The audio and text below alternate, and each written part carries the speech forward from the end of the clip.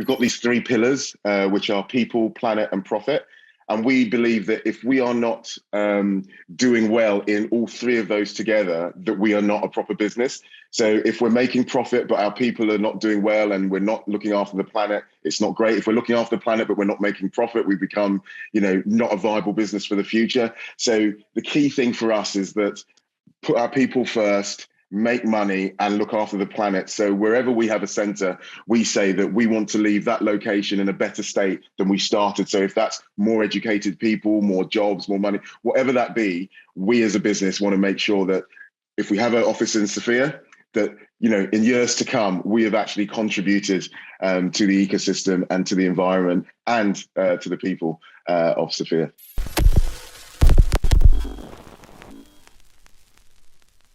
Hello, the Recursive community. My name is Elena and I am an innovation reporter. Today, I have the pleasure of interviewing GLYN BLAIZE, Group COO at Amdaris in Bristol, UK, as well as VESELA NIKOLOVA, Center Director of Amdaris in Sofia, Bulgaria, about the opening of the Bulgarian office. Amdaris is a software development company founded back in 2009 in Bristol, UK.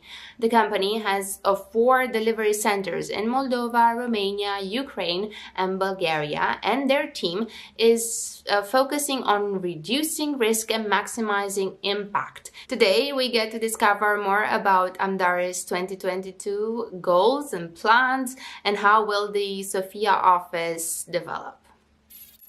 GLYN, so this is for you. What motivated Amdaris to choose Sofia, Bulgaria to open the new office? We already had offices in Moldova, Romania, and Ukraine, as well as our head office in Bristol and an office in Dubai.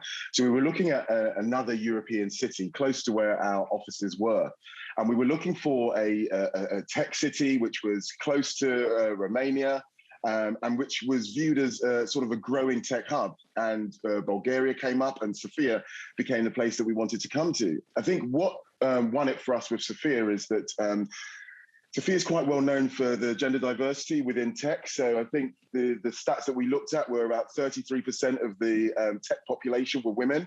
We've been quite committed as a business to women in tech in the countries that we operate. So that was quite an important aspect for us. And then I think as much as tech continues to be like one of the fastest growth areas in a number of European cities, we've seen it in Poland, we've seen it in Romania, Bulgaria was always coming up on the list in terms of a fast-growing technology pool, but also with a good number of graduates who are coming out of universities with top-tier education and also having English as a second language. So for us, a lot of that all fit together. And then I guess the icing on the cake for us was that what we look at is countries whereby there is good tax incentives for us to have so that our people can not only be looked after well, but can earn well for them and their families. So all of that together made Bulgaria and Sofia as a city a key location for us. Thank you. Thank you so much for that. So, Amdaris was launched back in 2009 from my research. What have been the biggest achievements so far? What would you like the community to know? In terms of achievements, that along the way, there have been numerous achievements. Let's say, for instance, we look at from a growth perspective, for us personally, growing as a business from a business that started in a small room to a business which is now 500 people. That was great. We've worked on a lot of transformative projects, whether that be in health tech or ed tech. We've done a lot there. I think if we look at the time that we've been as a business over the last 12 years, and the one defining sort of technological project that we've worked on is a project that we did with a client called Pearson. We had a big team there, and essentially we were part of the way in which the digitization of the exam schooling in the UK was reformed and changed. So now across the whole population of the UK, as children do their exams online, the application and the platform that they use was built by Amdaris. So if you think about the millions of children that there are in the UK, they are all touching part of Amdaris's work as they go through their lives. So for us, that's a huge achievement. That's cool. I mean, I got goosebumps. Awesome. Congratulations for building such an amazing company and team and project. What are the most interesting engineering problems developers can solve at a company? I would like to build up on that example and share, if you can share with us more. We are a digital transformation client, and it happens that we do software development for our clients and enable them to transform. So you can imagine that over the last, I suppose, 5-10 years, there's been a move towards digital transformation. The last 2-3 years, even through the pandemic, you've seen this accelerate. And, we've heard clients like Google and Microsoft talk about that we have done, sort of 2 years in tech. Like 10 years has been crammed into like 2 years in terms of advancement.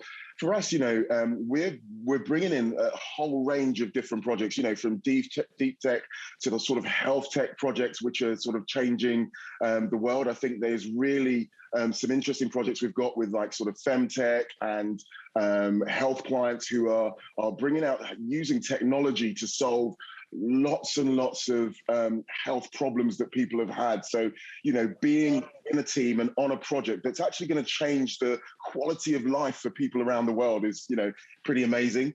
Then there's the other side, which is sort of the futuristic side, where we've got clients who are saying, right, okay, what is the future of in-car driving or in-car entertainment? What is the future of payments? What is the future of us not using our hands to touch anymore, and those type of projects, they're sort of greenfield where people are imagining something and are involved in a project whereby actually today, people aren't using that type of technology, but in the future, potentially, they're creating technology that's going to be used in the future. And then you've got other things, in terms of data science. I think data's been a really interesting topic for a long time, but the onset of data science and the way that we're using data and how data is changing organizations, changing governments, changing even the military is really interesting. So for us, we've got clients across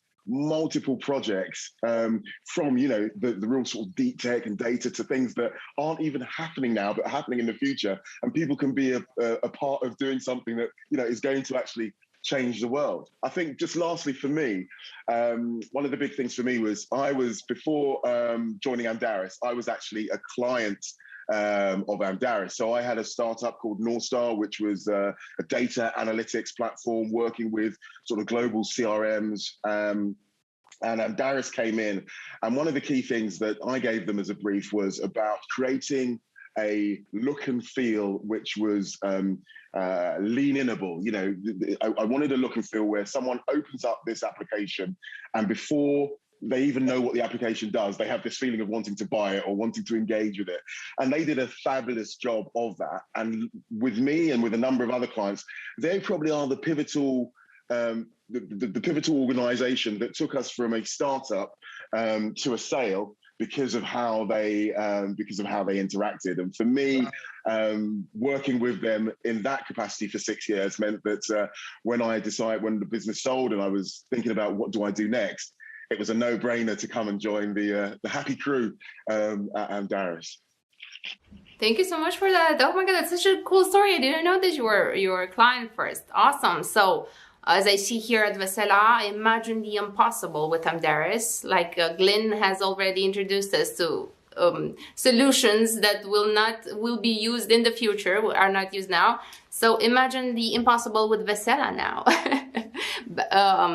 Sharing the baton at Bulgaria Absolutely. office. Amdaris has achieved so much in all countries so far. So we really want to implement that in Bulgaria and really bring the Amdaris culture to the Bulgarian ecosystem. I think that would be amazing and people here will really enjoy it.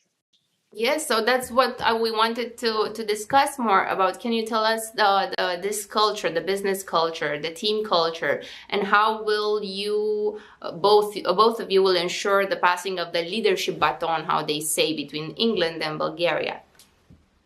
Yeah, the culture is probably my favorite thing. That's actually the reason why I joined Amdaris, because when I first met GLYN and Andy, actually, I wasn't even offered a space yet here in Amdaris, but we were discussing, we were talking, And what really struck me was that everything that I said, it was heard from the other side. GLYN was really listening to me. Andy was writing down. They were really appreciating information from the outside. And I really thought, okay, these people do not know to know everything, although they apparently know a lot. They still are open to ideas, they're open to suggestions, and they really are aware that the world is different in every country. And if in Romania they're doing it this way, in Bulgaria we can add something from the culture here in Bulgaria. But after all, we act as one. So if you go to Amdaris in Romania, if you go to Amdaris in UK, if you go to Moldova, it's all the same. You have the spirit that the culture is one and the same in all of the places. You have different people, but all ideas are just building as one and adding to a great spirit.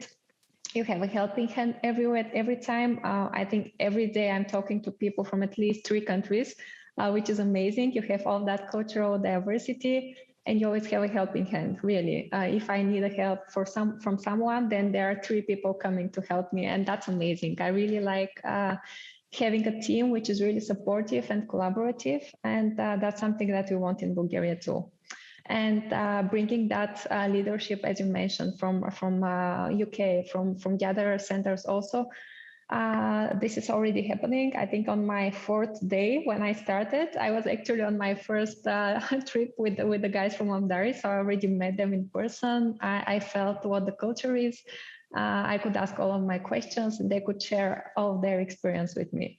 So this is something that's happening. We have our internal summits, we have our meetings, we have different events, team buildings, after work sessions, and drinks. So I think it's, you cannot, even if you want to miss that international spirit, you can't miss it because it's there. Thank you for introducing us to the culture. It sounds amazing. So what types of people have the best chance of being successful at Amdaris? I think that would be the smartest people. As GLYN mentioned previously, we have such amazing projects and clients, and we really need the smartest guys. And by this, I don't mean the people with years, 10s of 20 years of experience. I mean people who are motivated, who are ambitious, who want to be challenged, who have a dream of software development, who have a passion for software development. And mostly, I would say people who really appreciate working in team. Because in the last 2 years, it was a bit of there was a bit of a change in the working type. So people now work more from home, but we think that this is actually, it's missing something if you only work from home. You're missing from the culture, you're missing from everything that you can add to your development, to career development, only from the work perspective, but also from the social perspective. So we really want to gather people in the office to really add something to the career development and to commit to clean that stress and that burnout that was rising in the past years due to the work from home. So this is something important for us, and we're really looking for the people that want to be present. My final question, and then I'm done. I'll let you gather that amazing team. What are the goals of the Bulgarian office this year? We are really ambitious. Talking from the business perspective, we really want to grow fast and big. By the end of the year, we want to be 40 plus people, even more if possible. We just want really great talent here in the office. We really want to bring that spirit where people feel like they're not going to work, but they're rather going somewhere where they can build their skills, where they can share their passions with other like-minded people, where they can really do it for themselves and for the planet around them, not just for the work. And this is already happening, at least from my personal feelings. I have that feeling, and I really want that other people who join the center here in Bulgaria to have it. Something else we want to do is have the internship program, which is already happening in the other centers. So to really add something to the ecosystem in Bulgaria, not just having the space for that talent, but creating new talent and growing that pool of talent here. This is something amazing that's happening. And I think from the feedback of other internship programs, people are really, really loving it. What we also want to do is to have the culture from Amdaris here in Bulgaria, really have what was already achieved and really bring it to the Bulgarian people. I believe that openness for idea and for opportunities that will be given to people will be really appreciated, and we can have amazing ideas here from the people in Bulgaria. And I think something else would be the satellites. We know and we are aware that the talent in Bulgaria is not only based in Sofia. We have technical universities in other cities. So this is something in the long-term perspective that we want to open some centers outside of Sofia too, like Varna, Plovdiv, and other places that we find talent that wants to join us. Thank you. Ambitious. You mentioned ambitious, and I wish you all the good luck. Honestly, it sounds amazing. Now it's a question that I ask all the time, because sometimes I might not get all the questions. I might not get all the information, and if you have something to share with the community here in Bulgaria that will check this video out, what would you share? Yeah, I can just add that we're really looking forward to all of the talent and guys that will join us to create something great and to really add to each other, really help each other grow ourselves, and really build great software here together. Yeah, and I think one thing I'd add, and this is just sort of summing up what Vesela said, is we've got these three pillars, which are people, planet, and profit. And we believe that if we are not doing well in all three of those together, that we are not a proper business. So if we're making profit, but our people are not doing well and we're not looking after the planet, it's not great. If we're looking after the planet, but we're not making profit, we become, not a viable business for the future. So the key thing for us is that put our people first, make money, and look after the planet. So wherever we have a center, we say that we want to leave that location in a better state than we started. So if that's more educated people, more jobs, more money, whatever that be, we as a business want to make sure that if we have an office in Sofia, that, in years to come, we have actually contributed to the ecosystem and to the environment and to the people of Sofia.